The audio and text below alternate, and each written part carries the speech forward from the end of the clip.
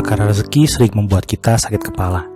Keinginan kita yang tidak ada habisnya, dibarengi dengan segala keterbatasan yang kita miliki, juga tentang gambaran masa depan yang tak pasti. Agaknya sering membuat kita was-was, cemas, dan khawatir. Oleh karena itu, ada baiknya kita memahami beberapa kaidah tentang rezeki untuk memberikan rasa tenang dan mengurangi kekhawatiran berkaitan dengan hal tersebut.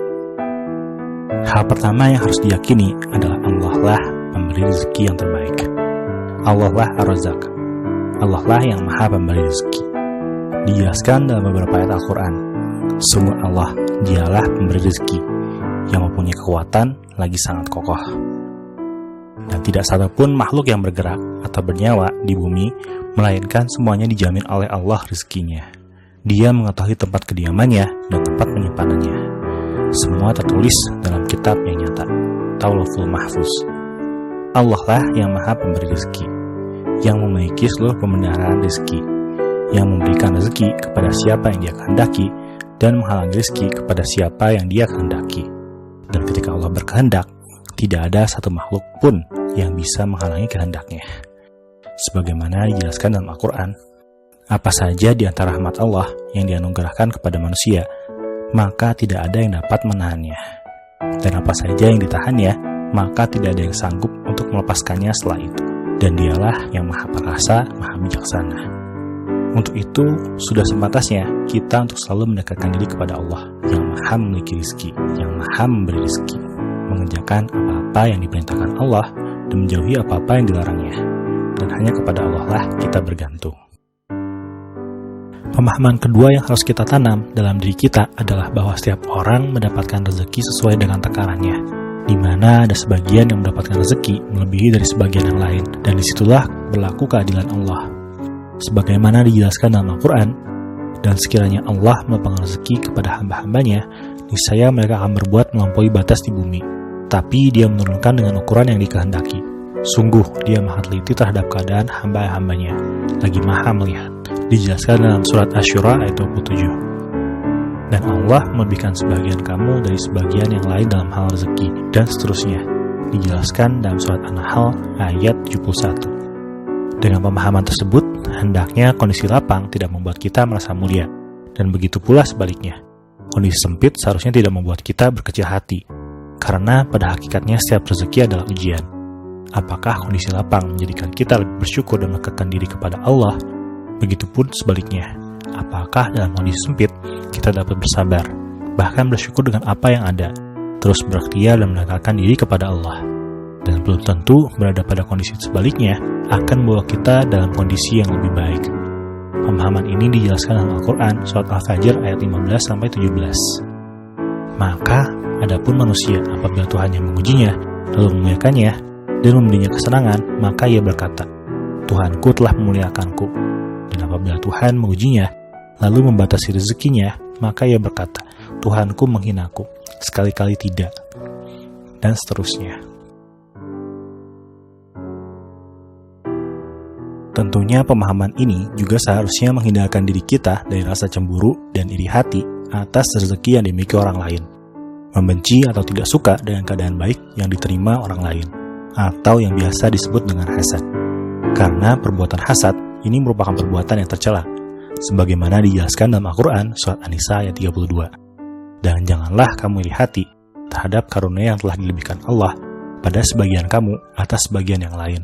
Karena bagi laki-laki ada bagian dari apa yang mereka usahakan, dan bagi perempuan pun ada bagian dari apa yang mereka usahakan. Mohonlah kepada Allah sebagian dari karunia-Nya, sungguh Allah Maha mengetahui segala sesuatu.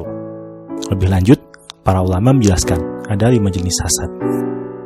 Berkeinginan agar nikmat yang ada pada orang lain hilang, meski tidak berpindah kepadanya. Berkeinginan agar nikmat yang ada pada orang lain hilang, lalu berkeinginan nikmat tersebut berpindah kepadanya. Tidak menginginkan nikmat yang ada pada orang lain, namun menginginkan orang lain tetap dalam kondisi lemah dan bodoh. Tidak menginginkan nikmat yang ada pada orang lain, namun menginginkan orang lain berada dalam kondisi yang sama dengannya.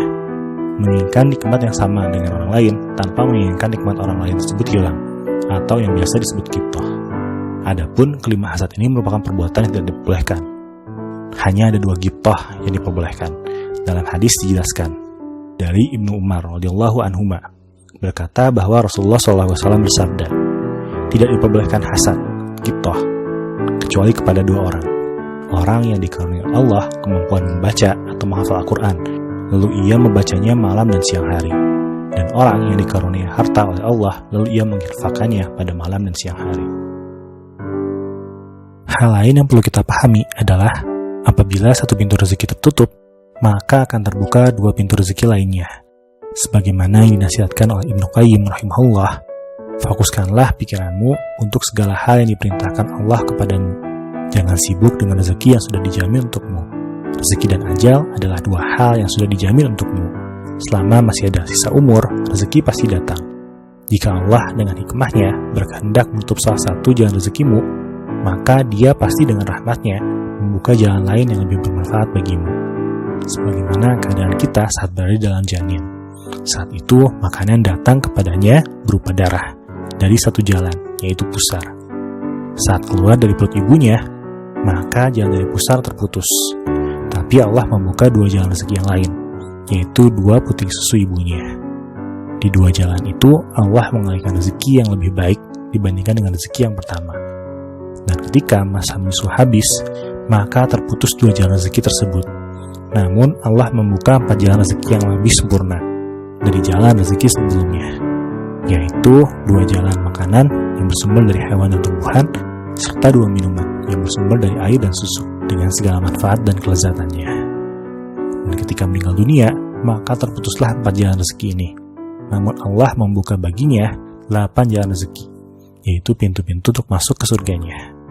Tentunya ilustrasi tersebut juga memberi pembelajaran bahwa rezeki harus dijemput dengan ikhtiar, sebagaimana bayi yang berikhtiar dengan menangis atau isyarat untuk mendapatkan air susu dari ibunya.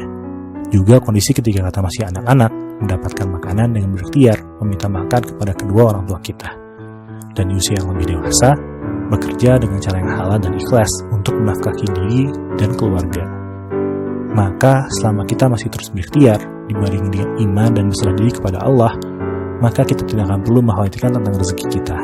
Sebagaimana dijelaskan dalam hadis dari Umar bin Khattab radhiyallahu anhu. Nabi SAW bersabda, seandainya kalian betul-betul bertawakal kepada Allah, sungguh Allah akan memberi kalian rezeki sebagaimana burung mendapatkan rezeki. Burung tersebut pergi pada pagi hari dalam keadaan lapar dan kembali sore harinya dalam keadaan kenyang. Hadis ini menegaskan urgensi tawakal dan ikhtiar. Rezeki tidak didapatkan burung hanya dengan berserah diri, tapi dengan berikhtiar pergi keluar dari sarangnya dari pagi hari. Sekedar ikhtiar saja tidak cukup, tapi perlu dibarengi dengan keyakinan bahwa Allah lah yang Maha Pemberi rezeki. Ada beberapa amalan yang dapat membuka pintu rezeki. Yang pertama adalah memperbanyak istighfar. Dijelaskan dalam Al-Quran, surat Nuh ayat 10-12. Mohonlah ampun kepada Tuhanmu. Sesungguhnya Dia adalah Maha Pengampun. Niscaya Dia akan mengirimkan hujan kepadamu dengan lebat, dan membanyakan harta dan anak-anakmu, dan mengadakan untukmu kebun-kebun, dan mengadakan pula di dalamnya untukmu sungai-sungai. Yang kedua adalah silaturahim. Dijelaskan dalam hadis, barang siapa ingin dilapangkan rezekinya dan ditambah umurnya, maka hendaklah menjalin silaturahim. Yang ketiga adalah bersedekah. Dijelaskan dalam Al-Quran surat Saba ayat 39. Katakanlah, sesungguhnya Tuhanku melapangkan rezeki bagi siapa yang dikehendakinya di antara hamba-hambanya, dan menyempitkan bagi siapa yang dikehendakinya. Dan barang apa saja yang kamu infakkan, maka Allah akan menggantinya, dan Dialah pemberi rezeki yang sebaik-baiknya. Yang keempat adalah haji dan umrah. Dijelaskan dalam hadis, ikutkanlah umrah kepada haji, karena keduanya menghilangkan kemiskinan dan dosa-dosa, sebagaimana pembakaran menghilangkan karat pada besi, emas, dan perak. Sementara tidak ada pahala bagi haji yang mabrur kecuali surga. Lebih lanjut, Ibnu Qayyim rahimahullah menasihatkan, ada 4 hal yang memperlancar rezeki, dan 4 hal yang menghambat rezeki. 4 hal yang memperlancar rezeki adalah salat malam, memperbanyak istighfar di waktu sahur, membiasakan sedekah, dan berzikir pada pagi dan petang hari. Sedangkan 4 hal yang menjadi penghambat rezeki adalah tidur pagi, sedikit salat sunnah, bermalas-malasan, dan sifat khianat. Ada beberapa doa yang diajarkan, yang semoga bisa menjadi jalan pembuka rezeki bagi kita. Yang pertama, Allahumma inni as'aluka ilman nafi'an wa rizqan thayyiban wa amalan mutaqabbalan.